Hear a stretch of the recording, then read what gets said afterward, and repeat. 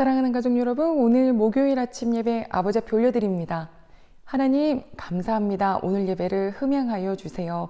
예수님의 이름으로 기도드립니다. 아멘. 예레미야 52장 1절로 11절 말씀입니다. 시드기야가 왕위에 오를 때의 나이가 21세라 예루살렘에서 11년 동안 다스리니라. 그의 어머니의 이름은 하무달이라 림나의 예레미야의 딸이더라. 그가 여호야김의 모든 행위를 본받아 여호와 보시기에 악을 행한지라. 여호와께서 예루살렘과 유다에게 진노하심이 그들을 자기 앞에서 쫓아내시기까지 이르렀더라. 시드기야가 바벨론 왕을 배반하니라. 시드기야 제9년 열째 달 열째 날에 바벨론 왕 느부갓네살이 그의 모든 군대를 거느리고 예루살렘을 치러 올라와서 그 성에 대하여 진을 치고 주위에 토성을 쌓음에 그 성이 시드기야 왕 제11년까지 포위되었더라. 그의 넷째 달 9일에 성중에 기근이 심하여 그 땅 백성의 양식이 떨어졌더라. 그 성벽이 파괴되며 모든 군사가 밤중에 그 성에서 나가 두 성벽 사이 왕의 동산 견문길로 도망하여 갈대아인들이 그 성읍을 에워쌌으므로 그들이 아라바 길로 가더니 갈대아 군대가 그 왕을 뒤쫓아가서 여리고 평지에서 시드기야를 따라잡음에 왕의 모든 군대가 그를 떠나 흩어진지라. 그들이 왕을 사로잡아 그를 하맛 땅 리블라에 있는 바벨론 왕에게로 끌고 가매 그가 시드기야를 신문하니라. 바벨론 왕이 시드기야의 아들들을 그의 눈앞에서 죽이고 또 리블라에서 유다의 모든 고관을 죽이며 시드기야의 두 눈을 빼고 놋사슬로 그를 결박하여 바벨론 왕이 그를 바벨론으로 끌고 가서 그가 죽는 날까지 오게 가두었더라. 아멘. 사랑하는 가족 여러분, 커다란 관현악단, 그 관현악단 전체를 하나로 이끄는 지휘자, 명성 있는 지휘자가 이끌 때 그 안에서 자기가 연주했던 것만으로도 굉장한 영광으로 느끼는 그런 글들을 보곤 합니다.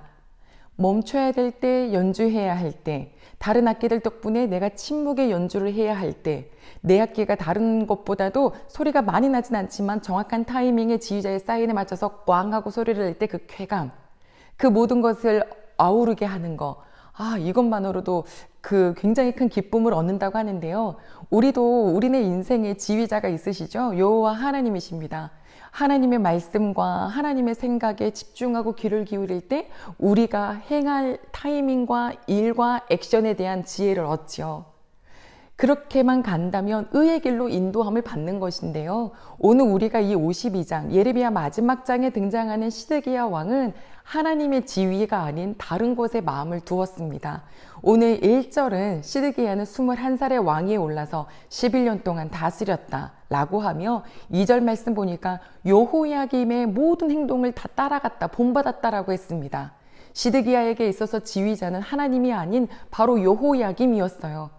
여호야김은 누구냐면 그가 이 시드기야가 왕이 되기 바로 전전 왕, 사실상 아버지는 같은 형제이거든요. 여호야김은 애굽이 세워놨었던 왕입니다.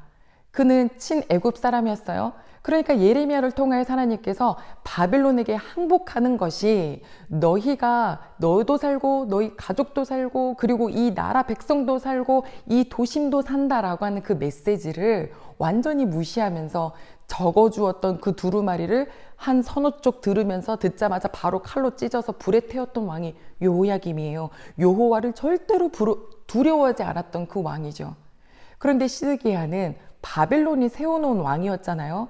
그럼에도 불구하고 여호야김의 눈치와 그의 행동을 죄에 따라가다가 결국엔 여호와의 진노가 끝까지 달하여서 이 남유다가 완전히 바벨론에게 넘겨지게 되는 마지막 왕이 됩니다.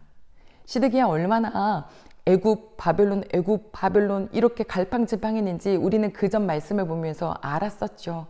그가 갈팡질팡했었던 이유는 바로 무엇이었냐면 체면 때문이었습니다. 시드기야 체면상 자기가 왕이 됐으니까 아무래도 항복하는 왕보다는 이집트의 어떤 힘을 얻어서 싸워서 이기는 왕 되고 싶었겠죠. 하지만 하나님께서는 시드기야에게 항복하라는 그 지위의 사인을 주신 건데요.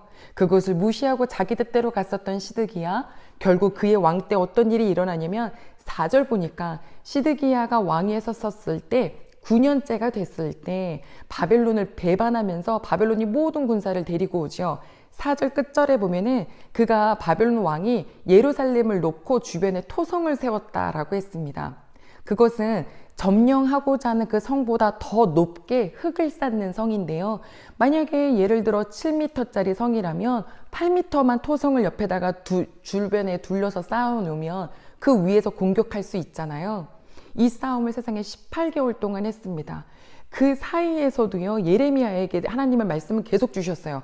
지금 포위되어서 옴쭉달싹 하지 못하는 그 순간에도 너희들 항복해라. 그러면 예루살렘 성벽도 안 무너지고 예루살렘 성전도 안 무너지고 너와 너의 자녀도 살고 백성도 산다 라고 말씀을 주셨지만 끝까지 갈팡질팡했었던 시드기야는 항복하지 못했고, 그래서 결국에는 모든 것이 다 회파됐잖아요. 다 불살라지고 다 망가지고. 그리고 시드기야는 그 군사들이 쳐들어왔을 때 자기 군대를 거느리고 도망쳤단 말이에요. 그 도망쳤다라는 것을 갈대아인이 바로 알아차리고 그들을 어디서 잡아요? 여리고에서 잡았다라고 했죠. 그런데 그 갈대아인, 즉 바벨론 사람들에게 관심은 왕에게밖에 없습니다. 그 옆에서 호위에 있었던 모든 군사들이 다 도망쳤어요. 흩어졌다라고 했죠. 시드기야 자녀들, 그리고 고관들 함께 붙잡혀서 어디로 갔냐면 리블라라고 하는 곳입니다. 이곳은 바로 바벨론 왕이 딱 그 사령부로 두고서 여러 나라를 치는 한 지역인데요. 그 리블라에 갔더니 느부갓네살 왕이 가장 먼저 뭘 했나요? 바로 시드기야의 아들들을 그가 보는 눈앞에서 죽입니다. 아들들이 죽었어요. 그리고 고관들도 함께 죽였습니다. 그것을 마지막으로 보게 한 뒤에 시드기야의 눈을 빼죠.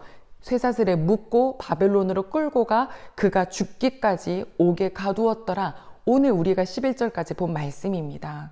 사랑하는 가족 여러분, 이것을 보면서 우리는 왜 이 말씀을 다시금 세 번째에 걸쳐서 그의 죽음에 대해서 말씀하실까? 설마 했고, 그래도 하나님의 지위가 아니라 자기가 뭔가 해보려고 했었던 그 삶의 끝자락은 하나님의 뜻이 이루어진다. 하나님의 성취가 이루어진다. 그가 여호와의 말씀을 거절했더니 결국엔 하나님 앞에 상과 벌이 있는데 벌이 주어지는 것을 보게 되죠. 가족 여러분, 우리 누구의 지휘를 받으십니까? 오늘도 이렇게 예배를 드리신다면 정말 주 하나님을 사모하시기 때문일 줄로 믿습니다. 그러면 오늘도 기도하죠. 하나님, 제 뜻에, 제 깜냥에, 제 체면상, 제 상황 속에서는 이 길이 맞는 것 같지만 정말 하나님의 나를 향한 사인을 사모합니다. 그런데 이미 주셨잖아요. 무엇으로요? 말씀으로요. 그럼 이 기록된 말씀이 제게 적용되게 도와주셔서 저로 하여금 하나님의 사인에 맞게 의의 길로 인도될 수 있도록 도와주세요. 이것은 결코 내가 원하는 방식대로는 아닐 수 있습니다. 이들이 원하는 방식은 승리하고 전쟁에서 멸망하지 않는 게 그들이 원하는 뜻이었잖아요. 하지만 하나님은 더 큰 뜻이 있으시기에 항복이 하나님의 뜻이었던 것처럼 오늘 우리가 사는 것이 혹시 내 뜻대로 안 되어도 그것에 낙심 말고 그것이 하나님의 뜻이라면 이해가 안 돼도 저 그 길로 인도하여 주시옵소서 라고 하며 주 하나님의 지위에 순복하며 가는 그런 저희 모두가 될 수 있기를 소망합니다.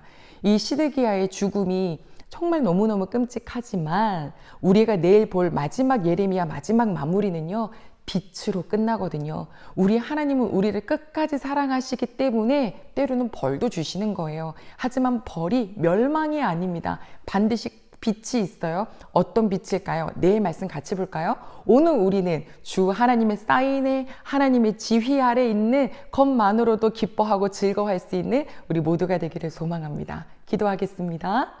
하나님 아버지, 감사를 드립니다. 시드기야의 모습에서 그가 누구에게 집중하고 있느냐, 그 결과값이 정확히 나왔습니다.